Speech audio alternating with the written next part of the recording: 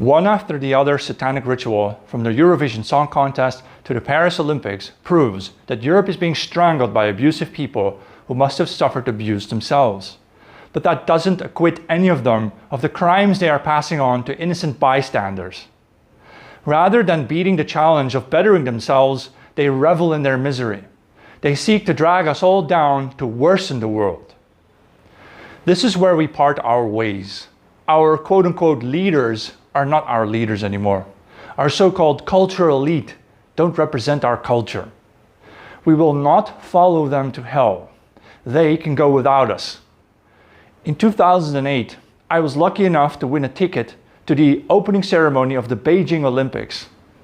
Because I looked tall and European, I was sometimes mistaken for an athlete. And on the night of the ceremony, I accidentally wandered into a restaurant for the performers. I dined there for free of charge, and I got to talk to some of the female dancers. They could speak a small bit of English, and I had learned a few words of Chinese. But it was enough to understand how intensely meaningful this historic night was going to be for them. They were captivated by the gods of progress, or perhaps I should say, the Greek gods of Mount Olympus. The Chinese people I met in cities like Beijing, which the locals call Beijing, Qingdao and Shanghai, which the locals call Haishang, were living through the fastest modernization period in human history.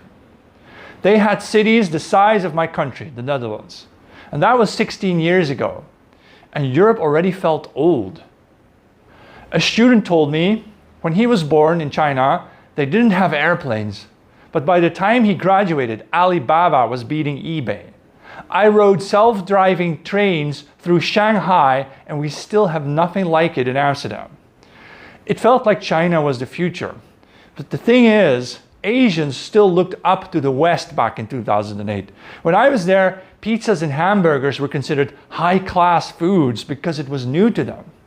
However, today in 2024, a recent poll showed that attitudes have changed a lot.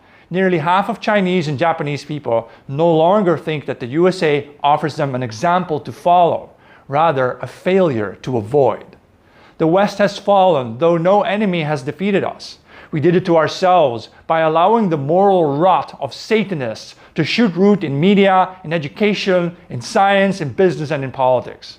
It's the morality of old people who hate children, especially their own.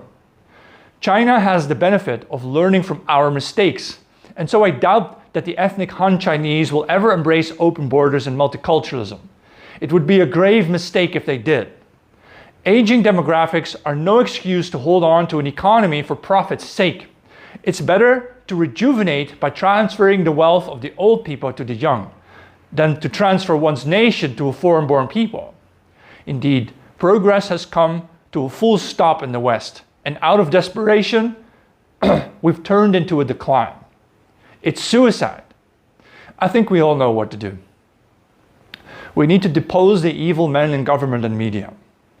We need to rekindle a sense of belonging.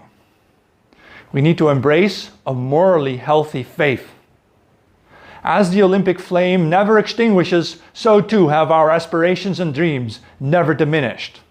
All we have to do is refuse to accept anything less than what's best for us.